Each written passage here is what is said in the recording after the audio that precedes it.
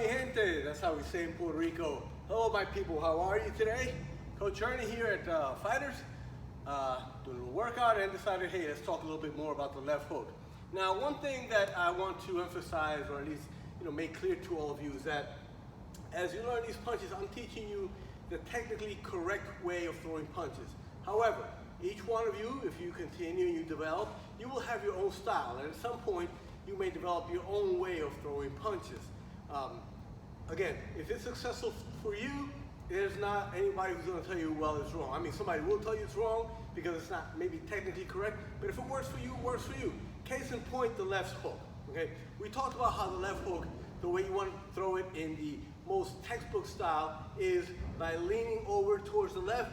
Okay, bringing your body over, turning, and making sure that your hips turn. Okay, you're bringing it over, boom.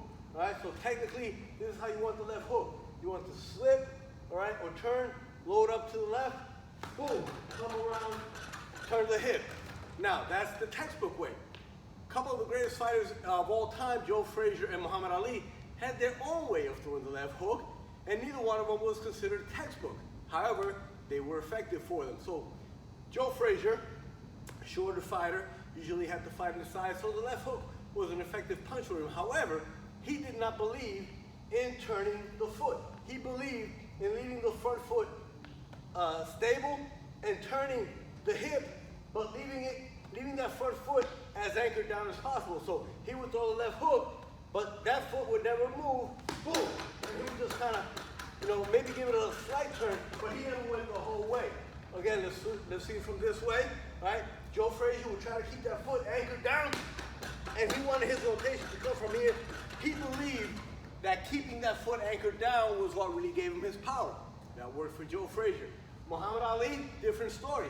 He usually threw the left hook off of a lead right, or if he threw it as a lead punch, he wouldn't even turn. It was more of a whip. He had such amazingly fast hands, his hook was usually just something like this. So he would try to catch his opponent off balance, throw that, boom.